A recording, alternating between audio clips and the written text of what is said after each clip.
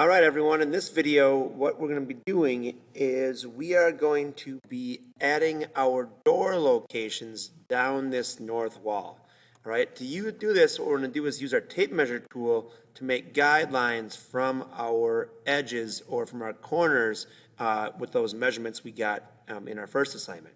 Now, to start this out, what I want to do is I want to zoom in. I'm going to stay in ISO just so it's easier to see.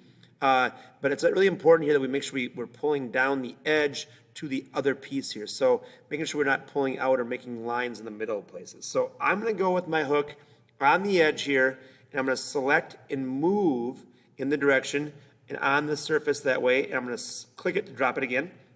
And I'm going to type in the number that I need, and that's going to be 3'7". So the first door down from that edge on the north wall is 3 feet 7 inches. And that's where that location is. It might be a little bit off right now because we're not really looking at it straight on, but that should be in the right spot. Now, the next thing is the next 3 doors are going to come from this edge, this little surface right here. So I want to select this edge, slide down, all right, click, and then I'm going to type in 5'9" for our first door. The second door is going to be sliding down this wall, and I'm going to type in 12 feet, space 11 inches. And then the third door down that wall is 34 feet, 11 inches. Now I have my 3 centers of those doors down that wall.